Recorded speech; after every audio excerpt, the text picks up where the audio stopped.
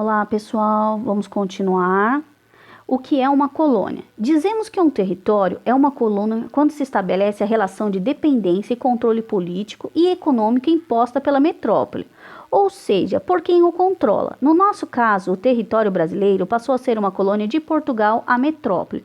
Ó, pessoal, vou aqui destacar para vocês aqui, ó, que eu vou explicar agora o que é, qual a diferença de colônia e metrópole. A colônia, ela obedece às leis de um outro território, ela tem que obedecer. Por exemplo, aqui no caso, o nosso território Brasil, ele era colônia de Portugal. Então, o que ele tinha que fazer? Ele tinha que obedecer às leis de Portugal. Metrópole é quem domina. Quem seria metrópole nesse caso? Portugal.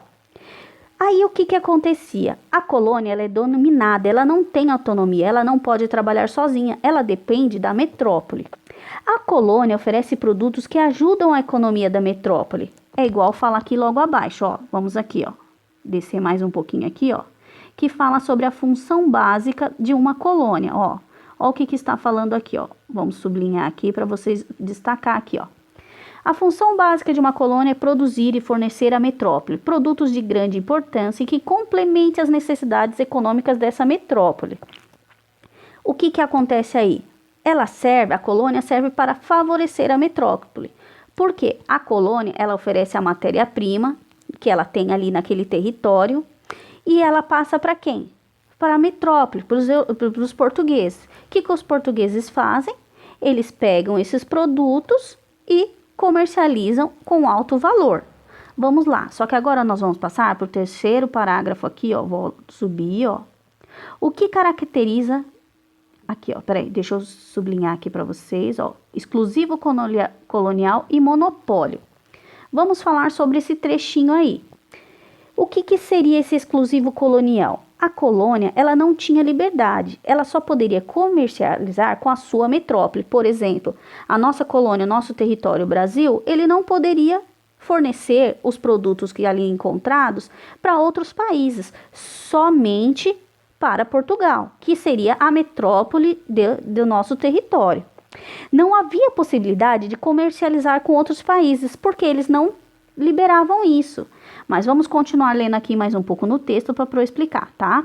Aí aqui, ó, ele fala, de acordo com essa determinação, a colônia era obrigada a comercializar seus produtos apenas com a sua metrópole e também era obrigada a comprar produtos de que necessitava apenas de sua metrópole. Foi o que eu falei, é um monopólio. Ele só poderia fazer aquilo que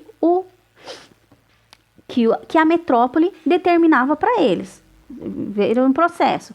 Vamos lá, vamos ler aqui, ó. Peraí, deixa eu marcar onde eu vou estar lendo aqui, ó. Vamos lá. Devido a isso, os portugueses pagavam o menor valor possível pelos produtos da colônia e vendiam esses mesmos produtos a um alto preço na Europa, obtendo bons lucros e tornando a colônia cada vez mais dependente. Foi o que eu já tinha falado. Eles pagavam, às vezes era para troca de mercadorias, que era o escambo, né? Eles faziam esse processo. Olha lá, obtendo bons lucros e tornando a colônia cada vez mais dependente, porque eles queriam isso. Eles queriam fortalecer essa colônia, para ela ficar forte. Para quê? Para que eles tomassem posse desse território. Aí vamos ler aqui logo abaixo, ó. Aqui, ó. Peraí, deixa eu apagar. É importante esclarecer que a partir do início do processo de colonização, marcado por uma relação de dependência, a história do nosso país ficou intimamente ligada à história europeia. Assim, as decisões com relação ao futuro da colônia eram tomadas levando-se em consideração os interesses europeus, mais especificamente dos interesses dos portugueses, ao invés dos interesses da própria colônia. O que quer dizer isso? Que o nosso território brasileiro então passou a ser colônia de Portugal. Só aconteceu o fim do sistema colonial aqui no Brasil, quando o Brasil começou a comerciar livremente com outros países. E o que ocorreu aí? Para colonizar o Brasil, os portugueses encontraram uma solução. Como irá fazer para povoar e plantar nessa terra? Como eles poderiam fazer para acontecer isso? Devido à distância entre Brasil e Portugal, eles criaram o quê? Vamos sublinhar aqui no texto, ó. As capitanias hereditárias. Olha lá, o que seria isso? Baseou-se na divisão do território em 15 quinhões, isto é, 15 porções de terra, por meio de uma série de linhas paralelas à linha do Equador, que iam do litoral à linha que demarcava o Tratado de Tordesilhas. O que eles fizeram então? Eles atribuíram essas porções de terra a um donatário. Vamos ler logo abaixo aqui o que é um donatário. Está escrito aqui, ó, o que é um donatário. Espera aí que nós vamos marcar aqui, ó. Donatário. Vamos ler esse pedaço. Cada quinhão foi entregue a um donatário. Os donatários receberam as terras por doação da coroa portuguesa. E ao recebê-las, tornando-se possuidores, eles eram possuidores, mas eles não eram proprietários, eles só tomavam conta dessas terras, né? Ele ficava responsável pelaquela região, mas lá eles tinham que plantar, produzir e desenvolver essas capitanias. Eles tinham que fazer crescer a economia dessa região. Mas as terras continuariam pertencendo a Portugal. Eles não eram donos. Eles só tomariam conta, plantariam e desenvolveriam, tá bom? Espera aí. Vamos ver aqui no dicionário o que é donatário. Olha lá. Espera aí. Deixa eu só marcar para vocês. Donatário, aquele que recebeu uma doação do Brasil colonial. Senhor de capitanias hereditárias. O que seria isso? Capitanias hereditárias, que igual está escrito aqui, era nada mais, nada menos. Esse nome foi dado porque passava de pai para filho, não é verdade? Então, hereditário quer dizer isso, que passava de um filho para o outro. Peraí, deixa eu apagar aqui, ó. Aí ele fala assim, baseou-se na divisão, daí aqui, donatários. Os donatários receberam as terras por doação da coroa portuguesa e ao recebê-las tornaram-se seus possuidores, mas não proprietários da terra. Como as terras continuavam propriedade de Portugal, os donatários não podiam vender ou dividir suas capitanias. Aos donatários cabia a obrigação de governar, colonizar e desenvolver a região dos seus próprios recursos.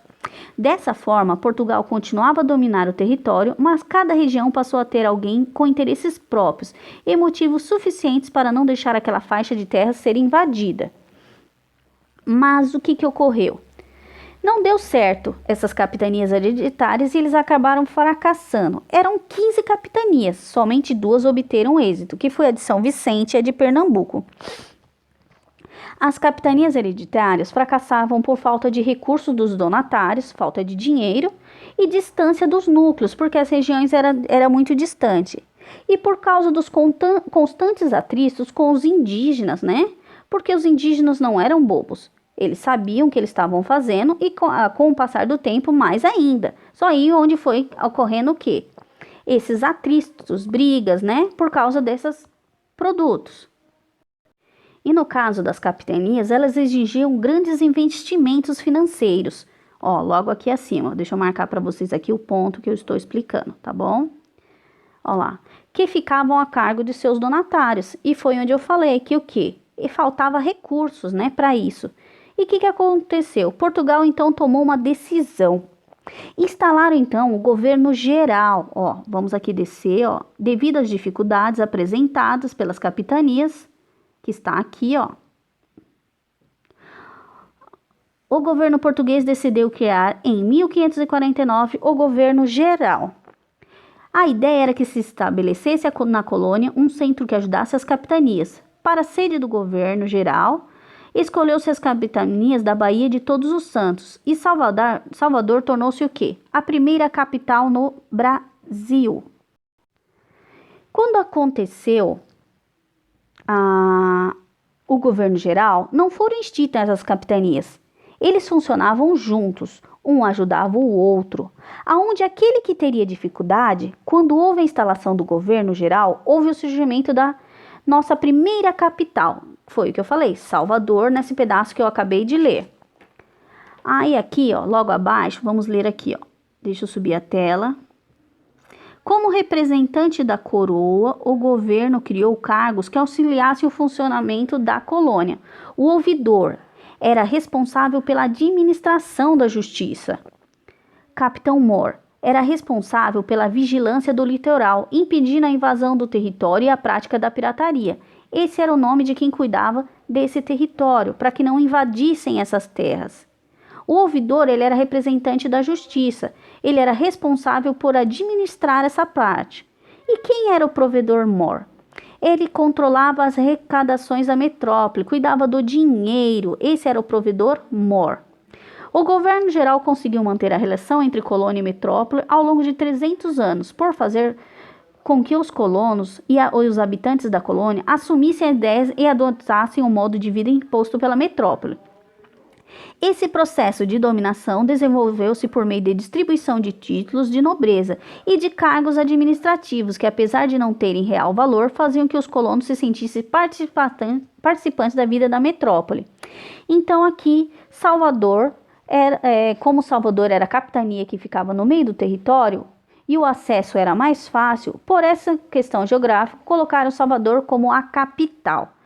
Vamos observar aqui no mapa, terras pertencentes a Portugal e terras pertencentes à Espanha. Observem aqui nas capitanias hereditárias, em laranja, pertencente às Espanhas, que era essa linha do Tratado de Tordesilhas, e aqui pertencendo a Portugal, que era a maior parte, que aqui, que era Maranhão, Ceará, Rio Grande, Itamaracá, Pernambuco, Baía de Todos os Santos, Ilhéus, Porto Seguro, Espírito Santo, São Tomé, São Vicente, Santo Amaro, São Vicente e outros. Olha aqui, como já foi explicado. Agora vocês vão fazer as atividades da página 134. Aumentei aqui as atividades. O que motivou a coroa portuguesa a ocupar efetivamente esses territórios? O que foi o que aconteceu que eu falei lá? Que a coroa portuguesa resolveu, porque estavam tentando invadir essas novas terras, tomar posses. Então, só procurar no texto que está lá e, se caso qualquer coisa, volta a explicação que vocês vão entender. O que significa dizer que um território é uma colônia? O que significa? O que é? Lembra eu falei que para um território virar uma colônia, o que ele precisa? Ele precisa o quê? Ser povoado, não é verdade? Povoado e plantar para o quê? Gerar um produto que dê lucro. Para quê? Para que aquela colônia possa sobreviver e também angariar fundos. Qual é a função básica de uma colônia? Qual é a função da colônia? Lembra que nós já falamos, daí vocês vão procurar no texto. O que caracteriza a relação entre metrópole e colônia? Qual a diferença? Lembra do que eu falei? Que a colônia, ela obedece às leis de outro território. Já a metrópole não, ela domina, é ela que domina a colônia. No 14, como a coroa portuguesa iniciou a colonização do território? Como foi feito esse processo? No 15, por que o regime de capitanias hereditárias fracassou? Por que gerou esse fracasso? O que aconteceu? E também a 16, que fala aqui sobre qual foi o sistema instalado para auxiliar o desenvolvimento das capitanias hereditárias, tendo em vista o fracasso do modelo inicial, tá bom? Respondam e até a próxima aula, pessoal. Beijão!